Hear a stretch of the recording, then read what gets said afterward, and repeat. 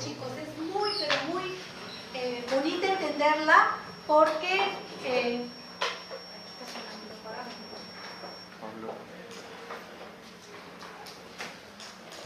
la valvulopatía aórtica es una de las valvulopatías que es muy interesante y muy bonita conocerla porque tengo dos partes en las cuales voy a estar, digamos, jugando. Uno es que cuando cualquiera que sea su causa, va a provocarme alteraciones en la propia válvula, pero también en la parte supravalvular o en la parte infravalvular. Y entonces las causas pueden provocarme o que se estreche o que se haga insuficiente. Si es que se estrecha, entonces voy a tener alteraciones. ¿De qué tipo tendré cuando la válvula se estrecha? Cuando se estrecha va a ser la estenosis y cuando se dilata, se hace incompetente, no se cierra, va a ser la insuficiencia. Pero cada uno con dos aspectos hemodinámicos completamente diferentes. Y para eso necesitamos conocer el ciclo cardíaco.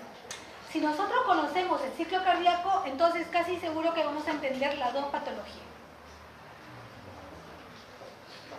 ¿Qué sucede acá? La vena cava superior llega a todo lo que es el retorno venoso a través de la vena cava superior a la aurícula derecha. De la aurícula derecha va a pasar a través de esta válvula al ventrículo derecho. Del ventrículo derecho, ¿hacia dónde se va? Hacia las arterias pulmonares, ¿no es cierto? Y de las arterias pulmonares ocurre la hematosis.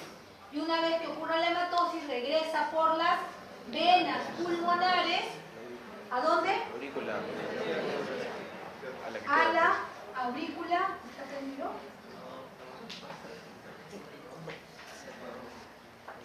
Regresa a la aurícula izquierda.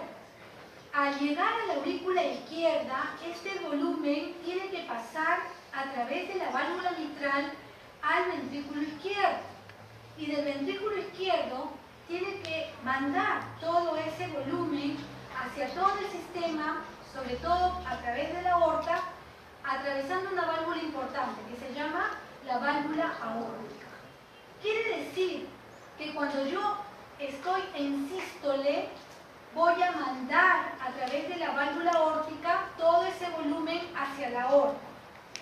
Si el flujo es laminar, como siempre ocurre, entonces no se va a generar ningún ruido, nada, porque sigue una dinámica completamente fisiológica. Pero ¿qué ocurre cuando esta válvula no se cierra porque está completa o no se cierra cuando debe de cerrarse y no se abre cuando debe de abrirse? Cuando no se cierra cuando debe de cerrarse o cuando no se abre cuando debe de abrirse, cuando pasa el flujo, ya sea del ventrículo hacia la aorta, en el caso de la sístole, y tiene que estar abierta la válvula aórtica, o al revés, cuando ya se tiene que cerrar la válvula aórtica para que ocurra el llenado ventricular. Sí, mejor.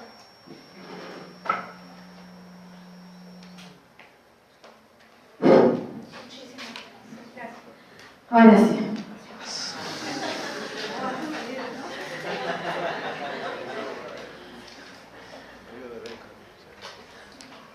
Entonces, a ver. No, bien.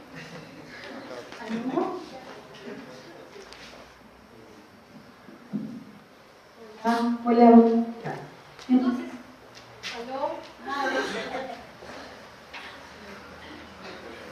Aló, y ahora sí. Gracias. Entonces, cuando ustedes tienen la válvula aórtica en la cual, bueno, ¿sí? Cuando ustedes tienen la válvula aórtica en la cual nosotros tenemos que tener esta válvula aórtica abierta. ¿Cuándo tiene que estar abierta? ¿Cuando haya sístole o cuando haya diástole? Sístole. Cuando haya sístole, esta válvula tiene que estar abierta.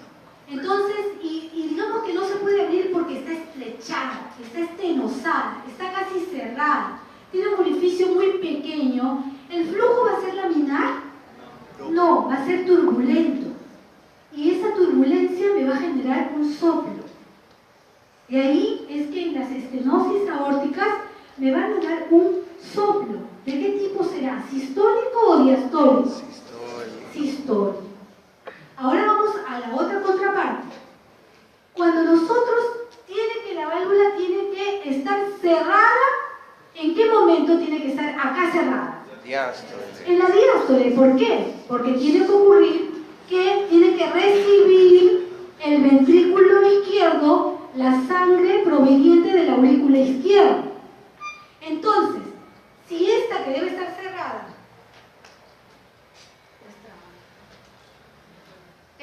si tiene que estar cerrada y no lo está, entonces, ¿qué pasará?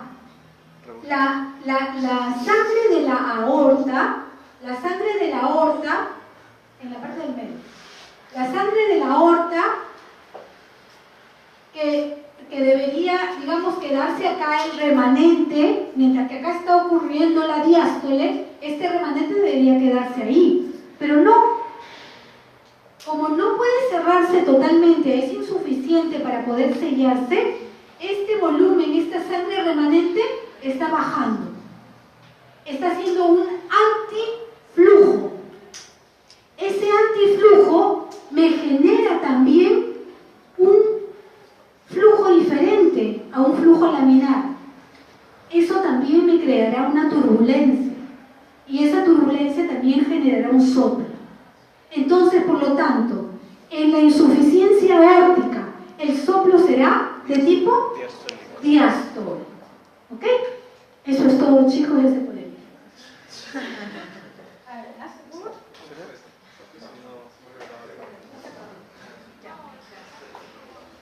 Listo.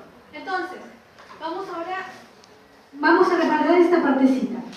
¿Qué ocurre cuando nosotros tenemos justamente la sístole y la diástole? Tiene que haber algo muy importante. Que nosotros tenemos que tener que cuando aumenta la presión ventricular, ¿no es cierto?, conforme se va contrayendo el músculo miocárdico, esto va a generar una presión importante. Primero va a generar una contracción isovolumétrica y luego va a generar una presión en la cual va a mejorar la presión de la aorta, provocando una apertura de la válvula aórtica y provocando el vaciado ventricular. ¿Estamos?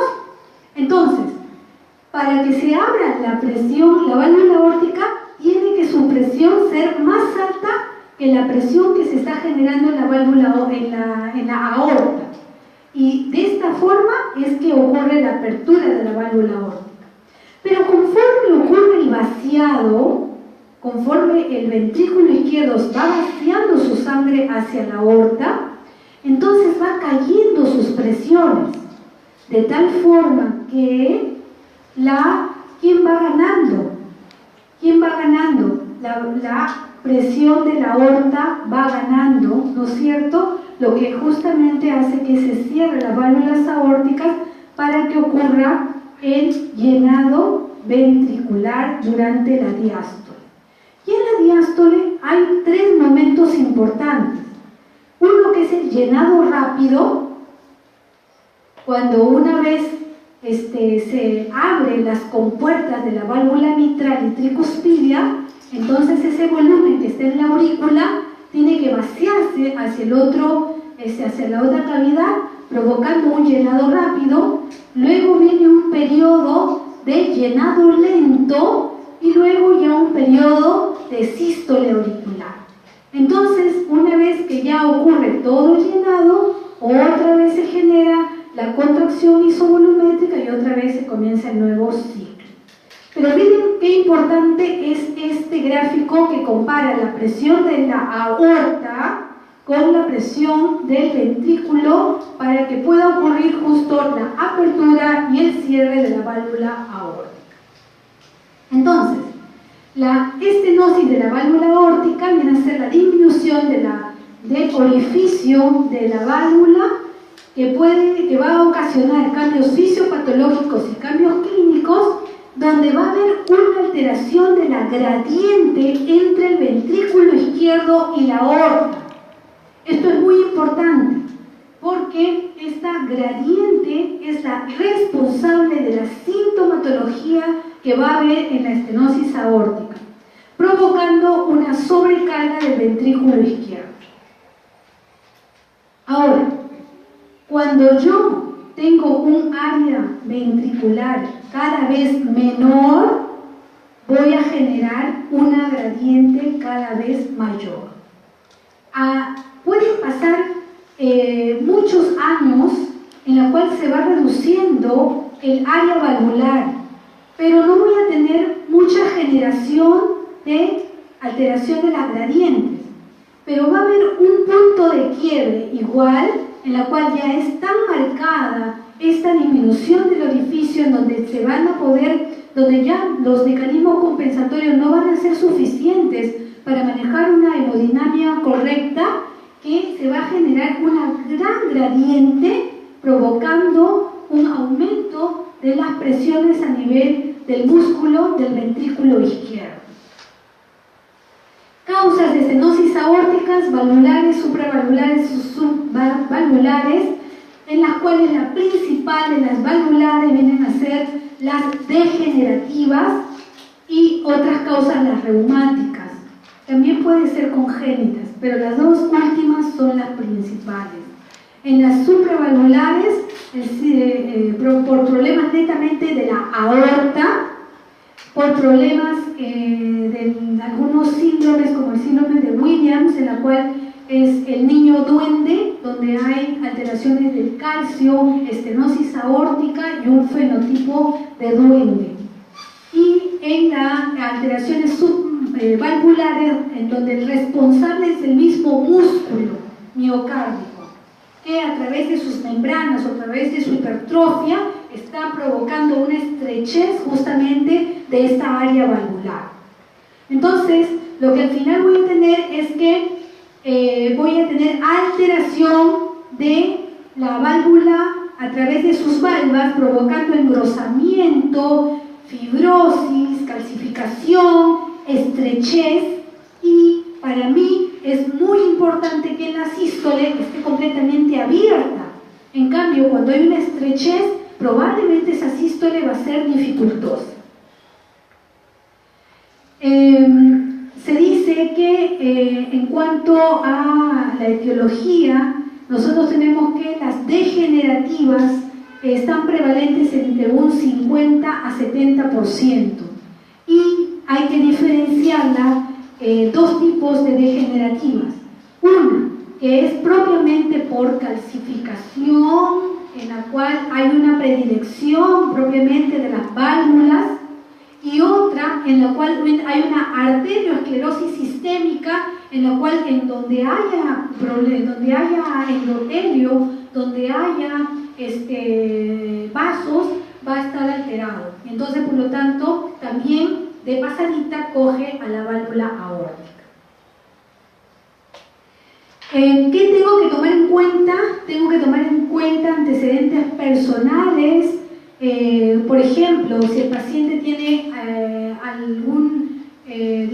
alguna enfermedad arterioesclerótica en otro lado, de repente de miembros inferiores, una insuficiencia arterial periférica, o de repente el paciente tiene una cardiopatía hipertensiva que me diga que es por arterioesclerosis, entonces tengo que tomar en cuenta todos esos datos personales para saber si es que el paciente que estoy abordando puede tener o no estenosis aórtica.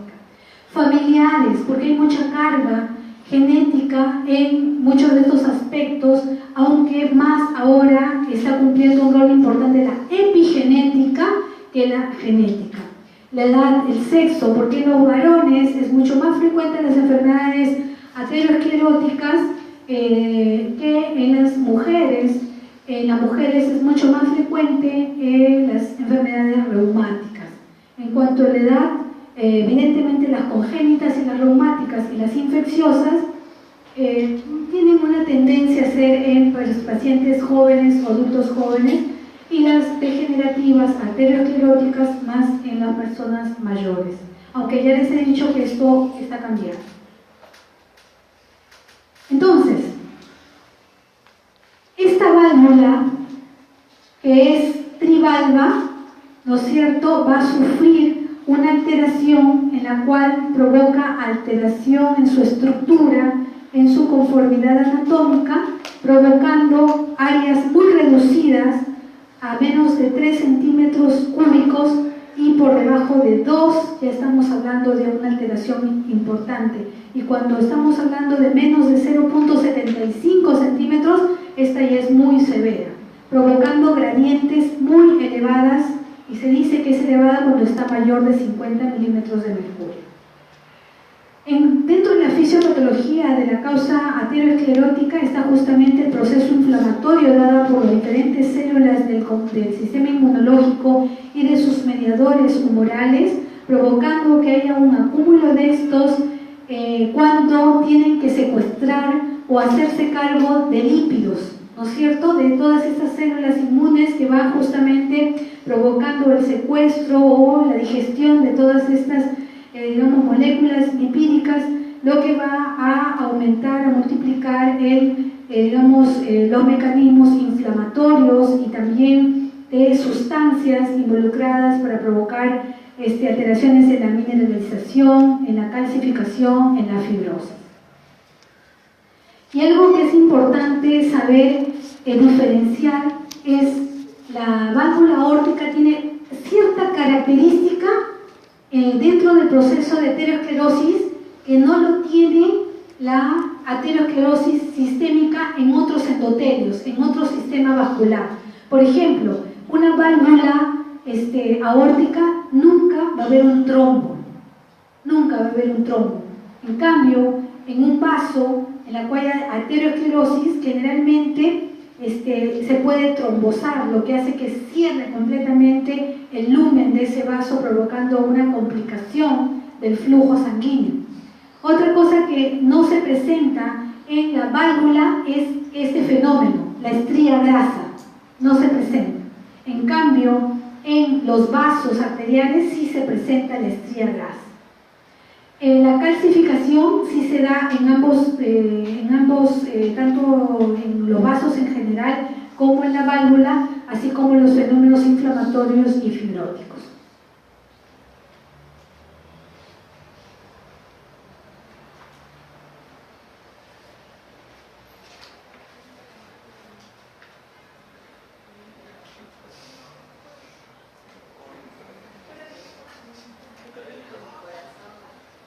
Bueno, ¿por qué es importante conocer de que el área de la válvula aórtica, conforme va pasando el tiempo y va reduciendo su orificio, no me va provocando muchos síntomas en los primeros periodos? Porque la historia natural de estas enfermedades, sobre todo la degenerativa, la asociada a la aterosclerosis, vamos a saber que en su curso evolutivo se necesita tiempo para que se vaya ocasionando las diferentes condiciones, digamos, fisiopatológicas como la inflamación, la infiltración lipoídica, la infiltración de biofibroblastos, la calcificación per se.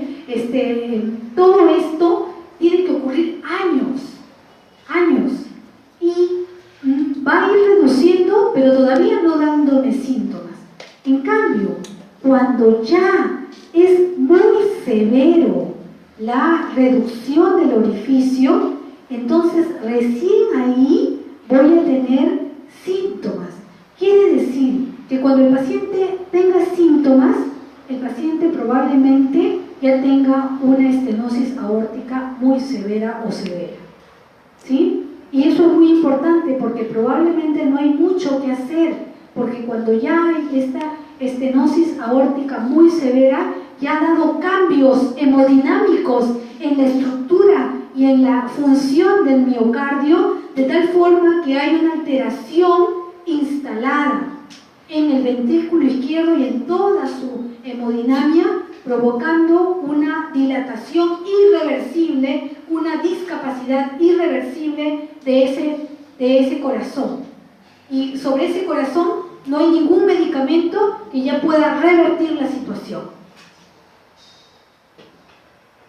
Entonces, hay periodos de inflamación, de fibrosis, de calcificación, y esto se da en el tiempo, sobre todo los asociados a aterosclerosis. No sé si pueden ver acá, pero por ejemplo acá hay un flujo de un ecocardiograma normal del ventrículo izquierdo hacia la aorta. Miren todo lo que se abre, esa parte negrita, todo eso se abierto. Pero miren ahora acá, en una estenosis aórtica severa, sufre el ventrículo izquierdo, sufre para enviar sangre hacia la aorta. Y entonces, ¿quién va a sufrir? El que está haciendo esfuerzo. El que está haciendo esfuerzo va a ser el ventrículo izquierdo. Incluso en algunos casos se puede ver la válvula calcificada.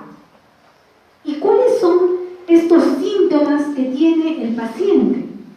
Pues todo tiene una explicación fisiopatológica.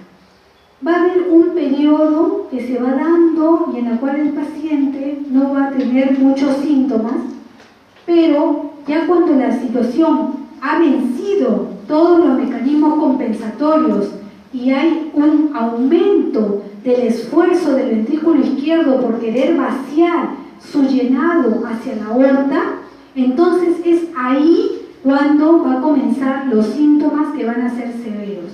Y se dice que vamos a tener una secuencia básicamente de, a través de los años, de cómo va a haber una sobrevida cuando aparecen cada uno de ellos. Tengo hasta 2 años solamente de sobrevida cuando ya hay signos de insuficiencia cardíaca. Tengo hasta 2 a 3 años cuando hay angor. Y tengo hasta 5 años cuando hay síncope, ¿ok? De sobrevida.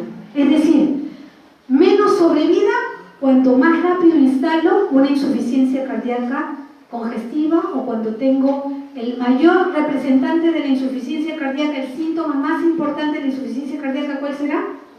La disnea. Entonces, cuando el paciente comienza a presentar disnea, probablemente si yo no actúo operándole a mi paciente, tengo una sobrevida solo de 2 años. Bueno, y esto lo vemos en este gráfico, ¿no es cierto? En donde vemos justamente de que si es que no hay intervención quirúrgica, ¿no es cierto?, puedo ir simplemente a la historia natural de la estenosis aórtica, que es la instalación de los síntomas que ya cuando aparecen son severos y que probablemente su sobrevida no alcance más allá de 2 a 5 años después del diagnóstico. En cambio, este curso evolutivo de esta historia natural de la enfermedad va a cambiar dramáticamente cuando se le hace un recambio valvular. Insisto, recuerden, menos sobrevida cuando hay problemas de disfunción ventricular izquierda con síntomas de insuficiencia cardíaca izquierda, menor sobrevida. Bueno, entonces voy a tener una etapa asintomática, desde etapa sintomática, pero que digamos que ya son etapas tardías. Puede haber una aparición de muerte súbita y que la progresión de la estenosis va a variar con la amplitud básicamente, y puede ser más rápida en pacientes en las cuales está confluyendo otras enfermedades ateroscleróticas, como por ejemplo aterosclerosis coronaria, en la cual voy a tener doble factor para que el paciente pueda tener infarto de miocardio o muerte súbita. Bueno, acá ocurre justamente la fisiopatología de la estenosis aórtica. ¿Qué ocurre cuando hay una estenosis aórtica? Voy a tener una obstrucción del flujo del ventrículo izquierdo hacia la aorta. Esta obstrucción del ventrículo izquierdo hacia la aorta me va a provocar varios fenómenos. Primero, ¿cómo estará el volumen a nivel de la aorta? Disminuido. Si es que hay un volumen disminuido, ¿cómo está será la presión del ventrículo, la presión de la aorta al final de la sístole, disminuida.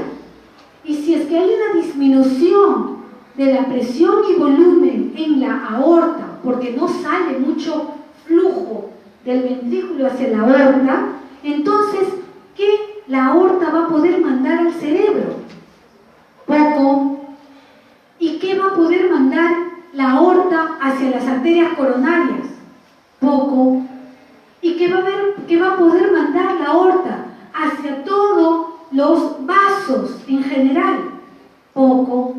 Entonces, si yo tengo poco flujo a nivel cerebral, ¿cuál será su presentación del paciente? Síncope.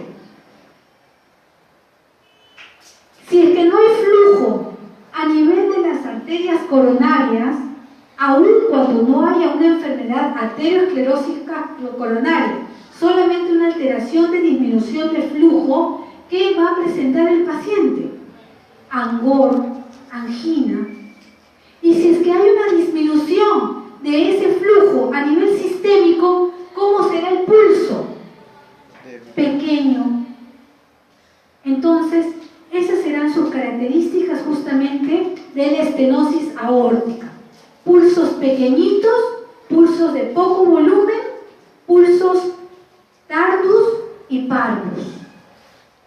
¿Ok? Pero también ocurren otros fenómenos. Esta obstrucción de la salida de la sangre del ventrículo izquierdo hacia la aorta va a generar un aumento de la presión sistólica del ventrículo izquierdo. ¿Por qué? Porque hace un gran esfuerzo de querer bombear hacia la aorta que no puede. Entonces hace hipertrofia, entre que contrae y dilata, contrae y dilata, contrae y dilata. Sus tiempos de relajación van a ser más cortos, porque no va a poder, porque está tratando de vencer, prácticamente su horizonte es querer vencer, querer mandar. Entonces está haciendo mayor, digamos, contracción, y esto va a generar hipertrofia del ventrículo izquierdo. Y esa hipertrofia del ventrículo izquierdo va a provocar una disfunción, va a ser un crecimiento de la musculatura miocárdica concéntrica, lo que va a hacer torpe el llenado ventricular, porque va a venir el llenado de la aurícula hacia ese ventrículo que está rígido, hacia ese ventrículo que está hipertrofiado, hacia el ventrículo que no aguanta mucho volumen. Entonces, esa aurícula va a hacer más esfuerzo o menos esfuerzo para vencer esa presión del ventrículo izquierdo. Más esfuerzo. Por lo tanto, la aurícula va a generar mayor presión. Y ese aumento de mayor presión va a generar de que vaya a quedarse con mayor volumen. Ese aumento de mayor volumen y mayor presión de la aurícula izquierda hace que en forma retrógrada, ¿quién tenga problemas para llenar a la aurícula izquierda? Las venas pulmonares. Las venas pulmonares están generando mayor presión, generando mayor volumen. ¿Y quién es el que va a afectarse por eso? Los capilares pulmonares. Y si esos capilares pulmonares están generando mayor presión, mayor volumen, ¿quién es el que paga pato? El alveolo, porque va a salir el líquido hacia los alveolos, provocando menores áreas de hematosis, de una adecuada hematosis, provocando que el paciente comience a presentar disnea. Pero no solamente ocurre eso, o sea, se van sumando varias cosas que al final la disnea, o sea, definitivamente acá tiene su fisiopatología, pero también el angor comienza a producirse por otro aspecto. ¿Qué ocurre cuando hay un aumento de ese tiempo de eyección del ventrículo izquierdo? Se relaja poco y quiere tratar de eyectar, pero se relaja. ¿En qué momento ocurre la perfusión miocárdica? ¿En la sístole o en la diástole? ¿Ah? En la diástole ocurre la perfusión miocárdica. ¿Y un músculo hipertrofiado se puede relajar? No, un músculo hipertrofiado no se puede relajar. Entonces, como no se puede relajar, su diástole es defectuosa. Por lo tanto, el oxígeno que en la diástole debería aprovecharlo al máximo es pobre. Y si hay poco flujo de la aorta, de las arterias coronarias que salen de la aorta, porque hay poco flujo que está enviándose hacia la aorta, y encima de todo tengo un ventrículo izquierdo hipertrofiado con relajación dificultosa, voy a tener doble factor para aumentar mis demandas de oxígeno, pero que pobremente las estoy supliendo. Por lo tanto, doble factor para ver angina. Y, lógicamente, eso me va a provocar de que haya una isquemia miocárdica, pero no desde el punto de vista ateroesclerótico de las arterias coronarias, sino, ya vieron, por otra fisiopatología. Acá está toda la sintomatología y signología que tiene el paciente. Entonces, por un lado, ¿qué cosa va a haber?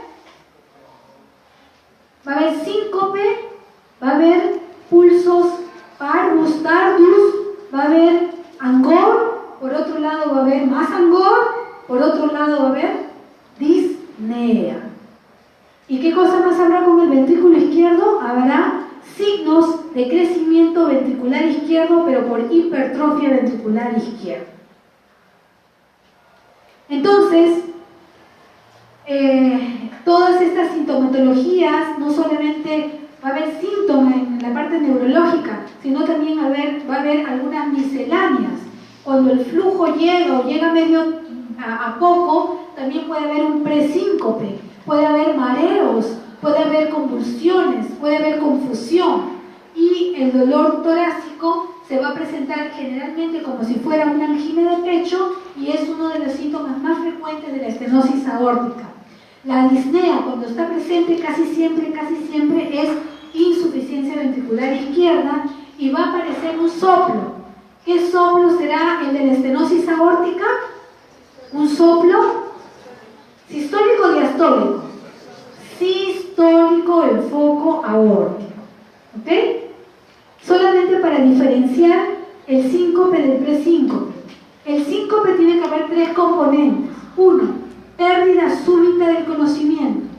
2, pérdida del tono postural. Y 3, dura poquísimo tiempo y es reversible. Es decir, una vez que el paciente otra vez se conecta, no tiene ningún déficit motor, no tiene ninguna alteración neurológica, no hay nada que justifique lo que le ha pasado. En el presíncope hay todo excepto de que no hay pérdida del conocimiento. O sea, el paciente se desploma por pérdida del tono postural, pero en todo momento consciente. Pero también pueden haber otros equivalentes. El paciente puede haber mareo, puede haber confusión, y es también parte del poco flujo que ocurre a nivel cerebral por esta alteración que hay de la presión y volumen que maneja la aorta por este problema a nivel de la válvula aórtica. Ahora, puede ser desencadenado este síncope o presíncope cuando hace algún esfuerzo donde aumenta la demanda de oxígeno o algún movimiento importante o una incorporación importante. Y aparece cuando hay vasodilatación periférica con flujo sistólico fijo o disminuido. La disnea es un signo de mal pronóstico, ya lo hemos visto en la historia natural de la estenosis aórtica. Cuando aparece, la sobrevida es pobrísima. Y casi siempre me dice que hay falla cardíaca izquierda. Generalmente se explica por el aumento de la presión en la aurícula izquierda, y por lo tanto hay aumento de la presión a nivel de los capilares pulmonares. Hay una disminución de la distensibilidad y deterioro de la capacidad contráctil del miocardio, que también hace que aparezca la disnea del paciente, pero es pobre, digamos, comparado a lo que ocurre a nivel retrógrado, que es lo que justifica más la disnea. También tiene este componente, pero el otro componente explica mejor la disnea. La angina es el síntoma más frecuente y es el síntoma que que debemos siempre de diferenciar de una insuficiencia coronaria, por una enfermedad coronaria, por una aterosclerosis coronaria. Por eso que hay que hacer muchas repreguntas en el sentido, y sobre todo, yo encuentro, está bien, el paciente me puede preguntar por angina y de repente no puedo poder diferenciarlo solo por eso con respecto a una estenosis aórtica. Pero si yo al paciente le encuentro un soplo, entonces, y el soplo es sistólico y poco aórtico, ni hablar. La causa de la angina probablemente sea por una estenosis aórtica. El pulso es pequeño, lento, de ascenso lento, y eso se llama pulsos parvus y tardus, y se acompaña de un suave resalte precoz, que es el anacrotismo, y la presión suele ser baja. Recuerden que el gradiente se hace mucho mayor, ¿no es cierto? ¿Por qué? Porque recuerden que nunca va a haber una alteración justamente de la diferencial, porque el ventrículo izquierdo va a tener que, haber alteración justamente de presiones o diferencia de presiones con respecto a la válvula con respecto a la aorta. Pero la aorta nunca va a alcanzar presiones. ¿Por qué? Porque justamente no le llega mucho volumen proveniente del ventrículo izquierdo. Por lo tanto, va a haber esta diferencial bien alta. ¿Qué va a haber en la palpación? Y signos de hipertrofia ventricular izquierda, por lo tanto desplazamiento del choque de punta. Puede aparecer un doble impulso apical cuando el paciente está en decúbito lateral izquierdo. ¿Y por qué habrá doble impulso apical? El primero será producto de la sístole auricular. ¿Por qué? Porque, ¿se acuerdan que en el ciclo cardíaco, en el llenado ventricular, la última parte del llenado es la sístole auricular, pero esa sístole se hace mucho más fuerte, mucho más consistente, mucho más, esforzosa, porque el ventrículo izquierdo está hipertrofiado, entonces tiene que hacer mucho más, esfuerzo para poder vaciar de la aurícula hacia el ventrículo. Por eso que puede aparecer este doble impulso apical. Y la auscultación no solamente se va a referir hacia el soplo, sistólico, sino también hacia las características de los ruidos. ¿Cuándo se escucha? ¿Se escucha cuando se abre o cuando se cierra una puerta? Se cierra. Cuando se cierra una puerta, ¿no es cierto? Y esta estenosis de la válvula aórtica, en la cual el orificio está prácticamente cerrado, chiquitito, ¿se va a poder cerrar con contundencia o no? No. Por lo tanto, el segundo ruido cardíaco está disminuido o abolido. Puede haber un pequeño desdoblamiento del segundo ruido y hay un clic de apertura protosistólico, eso es muy importante. Y, lógicamente, la presencia del cuarto ruido. ¿Qué es el cuarto ruido? ¿Se acuerdan qué es el cuarto ruido? ¿Qué es el tercer ruido? ¿Ya? ¿Y qué es el cuarto ruido? La sístole auricular, que es lo que estábamos comentando. Todo el esfuerzo que hace la aurícula para poder llenar el ventrículo se va a traducir en su signología de ustedes al momento de examinar. El soplo es romboidal.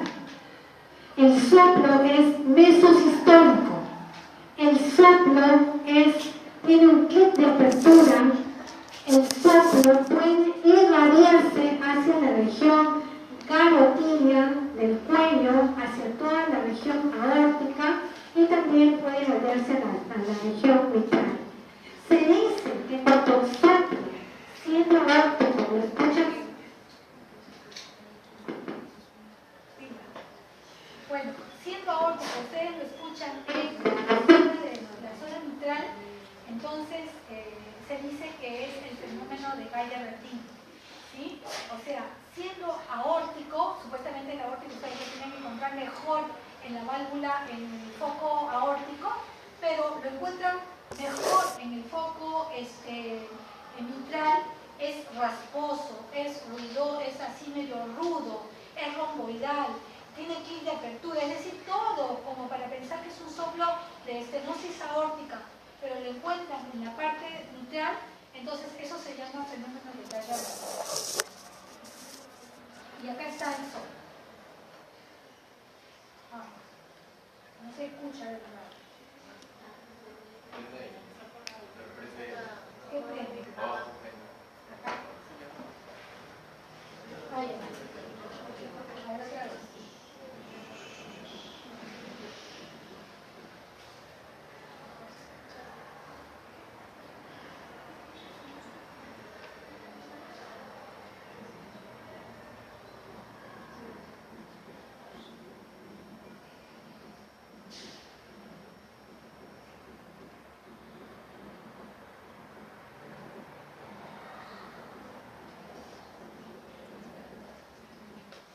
Rasposo, ruidoso, rudo.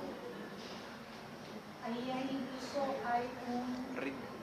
hay un cuarto ruido, incluso hay un cuarto ruido que es justamente determinado de la sístole auricular. Puede encontrarse, ¿no? ¿Ah? No, este es estenosis aórtica.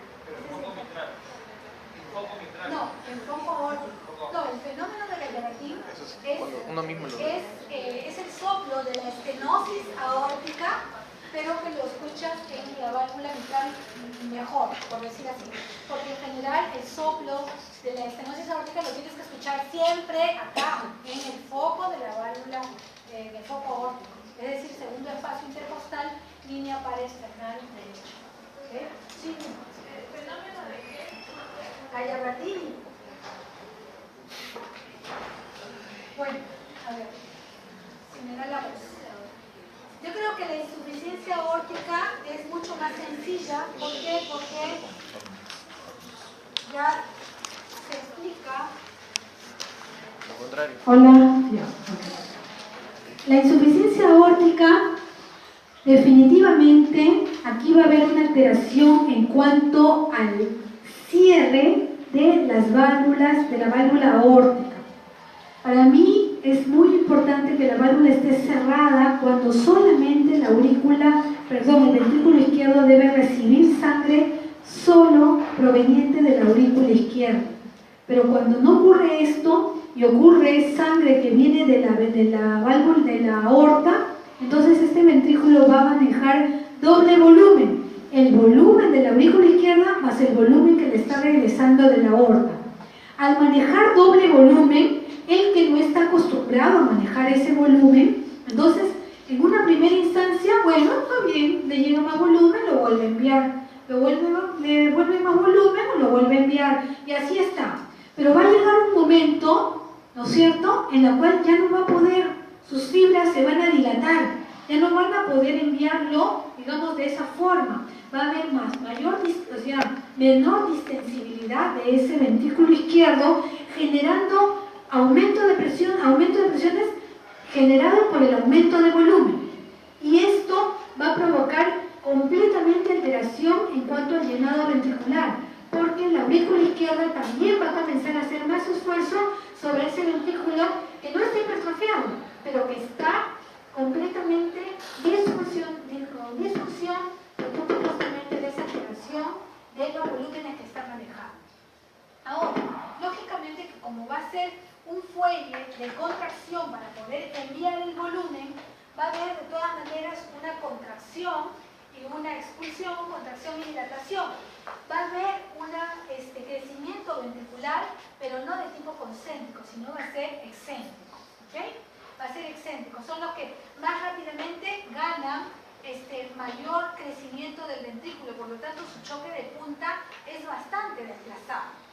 Y son los que rápidamente llegan a ser en forma retrógrada por esta imposibilidad que tiene la aurícula izquierda de poder vaciar sobre un ventrículo que ya está manejando volúmenes excedentes, ¿okay?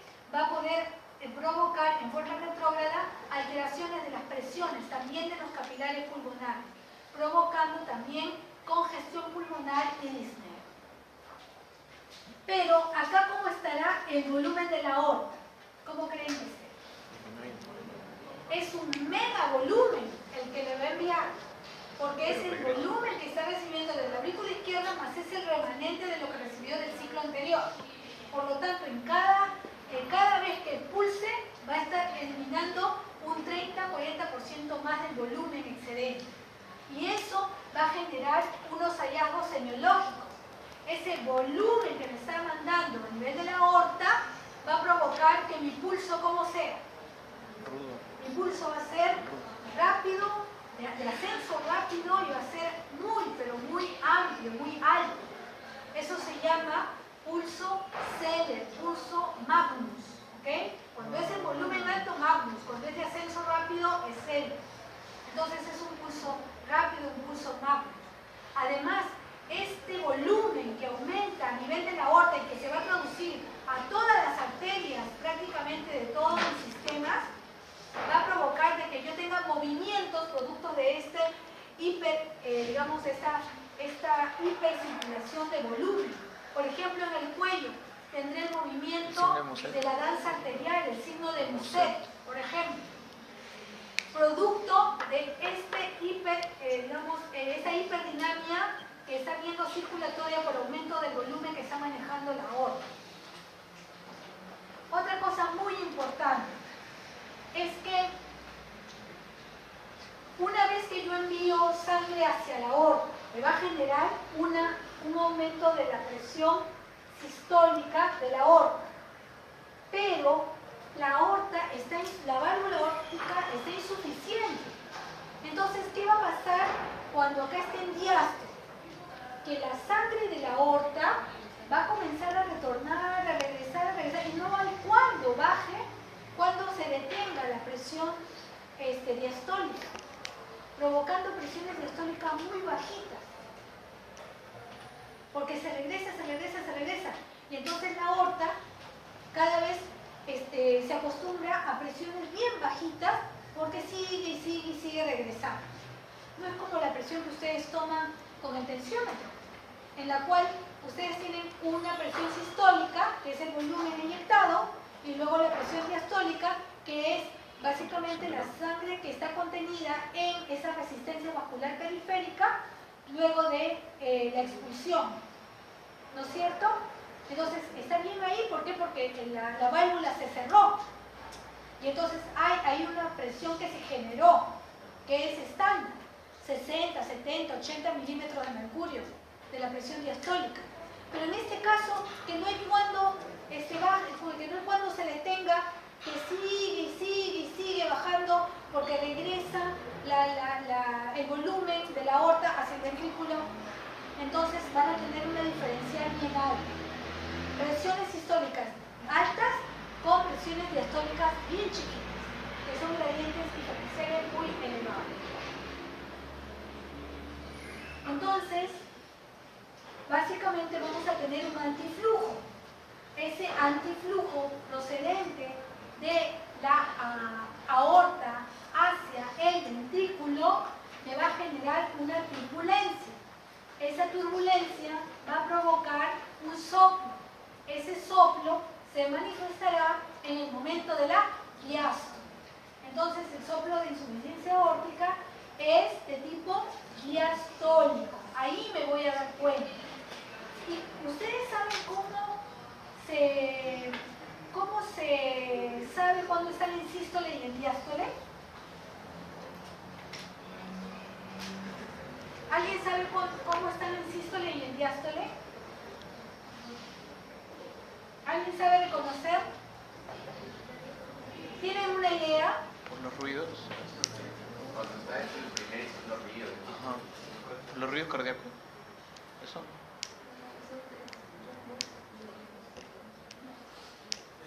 Claro. Si sigue el segundo ruido, es diastólico.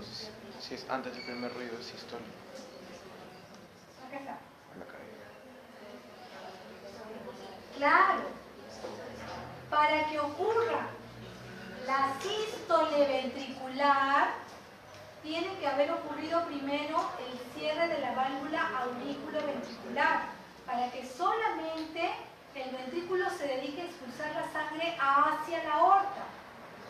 Entonces, el cierre de la válvula auriculoventricular es el primer ruido cardíaco. Cuando ocurre la sístole, entonces tiene que prácticamente cerrarse el segundo, la válvula sigmoidea para que ocurra el llenado ventricular, es decir, la diástole. Entonces, entre el primero y segundo ruido cardíaco, cierre de la válvula aórtica, es el segundo ruido cardíaco, está la sístole. Entre el segundo y el primero otra vez será la diástole. Entonces acá la clave del asunto, el kit de la pregunta es saber reconocer el primero y el segundo ruido.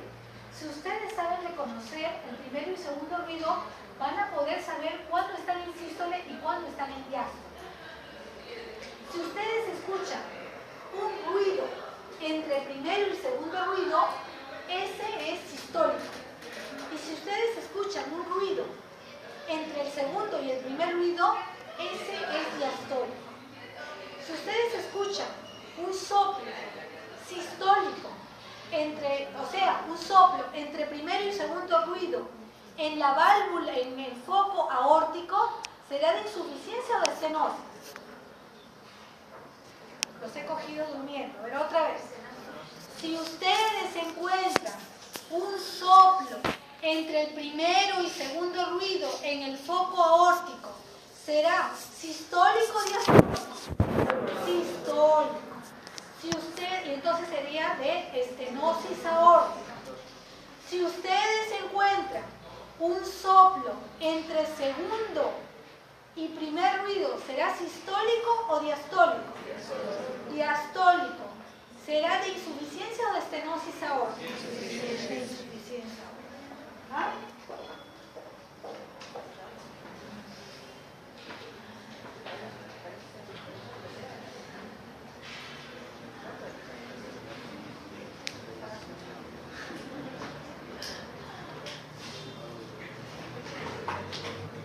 Entonces, las causas de la insuficiencia aórtica también son múltiples, también pueden ser valvulares o supra e infravalvulares. Generalmente cuando son supras corresponden a enfermedades propiamente de la aorta, de la raíz de la aorta. Y en este caso, en la insuficiencia aórtica hay que prestar mucha atención en la disección de la aorta, ¿ya? Es una de las causas importantes de insuficiencia supravalvular. También otra causa es las endocarditis infecciosas, también, que afectan justo a las zonas supravalvulares de la válvula aórtica. De las propias válvulas también pueden ser reumáticas, también algunas ateroscleróticas y algunas de tipo congénita. Y las infravalvulares generalmente corresponden a patologías netamente del músculo del ventrículo izquierdo. Bueno, básicamente para decirles que la insuficiencia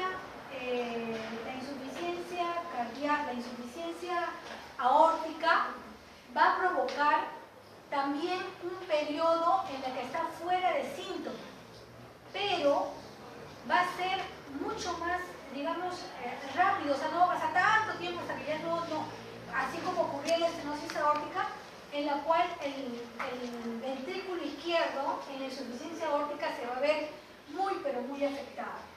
Y eso va a estar en estrecha relación con respecto a la dimensión del ventrículo izquierdo. No es que el ventrículo izquierdo va recibiendo más volumen, cada vez más volumen, y su capacidad cada vez está haciéndose mucho más elongada en cuanto a la fibra, pero a costas de una hemodinámica completamente alterada. Ahora,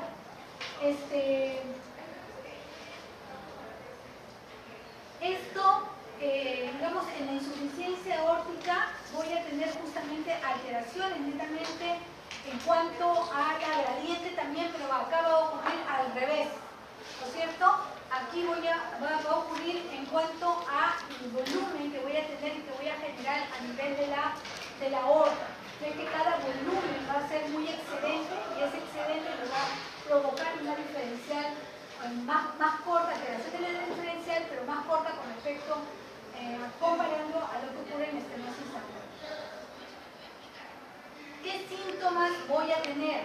Los síntomas fundamentalmente están en relación a la disfunción del ventrículo izquierdo, provocando disfunción de insuficiencia cardíaca izquierda, provocando disnea de esfuerzo, provocando ortopnea, provocando disnea paroxística nocturna y provocando aumento de demanda de oxígeno y y alteración justamente de la diástole, porque ese músculo está completamente disforzado, por lo tanto provocándome angina.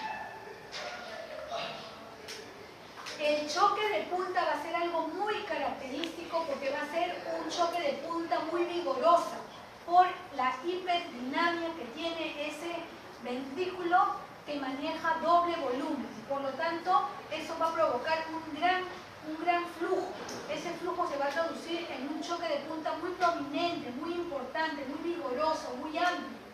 Lo que le llaman el choque de cúpula de Barr. La punta se encuentra descendida y desplazada por crecimiento ventricular. El pulso aparece bruscamente y es potente, pero también va a desaparecer con brusquedad. El pulso va a ser como si le estuviera partiendo mis dedos y eso se le llama el pulso en martillo o de Corrigan.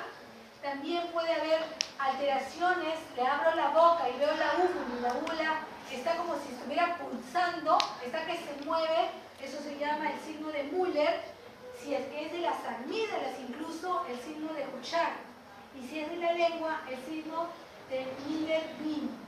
¿Ok? Miren qué importante, solamente examinando al paciente pueden ustedes encontrar. Ahora que estos signos ustedes lo encuentran mucho más frecuentes en las insuficiencias aórticas de tipo subaguda y crónica.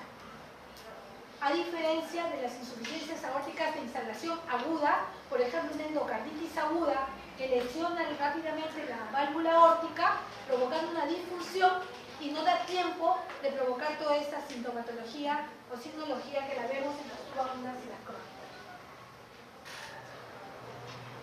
Hay una diferencial de presión muy alta con presiones sistólicas altas y presiones diastólicas muy chiquititas. Va a haber danza arterial a nivel del cuello. El paciente brinca, se le dice, con la cabeza, que brinca, y eso se llama el signo de Muset. Y hay presencia de un soplo cardíaco. Ese soplo será diastólico, de aparición inicial, protodiastólica. Será decreciente, a más grave, menos intensidad del soplo. No es al revés, no es a más grave, es decir, a más insuficiente, voy a entender que el soplo va a ser más grosero. No, a más grave, la intensidad del soplo cada vez va a ser más dificultoso. Puede desaparecer cuando se instala insuficiencia cardíaca por compensación de presión. Y el tono va a ser alto y de tipo romboidal, pero sobre todo de tono alto. En el caso de la estenosis aórtica es ruda, es rudo, es grueso. En cambio, la insuficiencia es de un tono más alto y hay muchas diferencias. En la estenosis aórtica es, dentro del tiempo de la sístole es mesosistólico. Acá, en el tiempo de la diástole es protodiastólico. En el caso del soplo de la estenosis aórtica es ascenso y luego descenso, ¿no es cierto? Es meso. En este caso es decreciente. Comienza bien alto y luego en toda la diástole va a bajar. Ocurre entre el segundo y primer ruido cardíaco y es básicamente decreciente.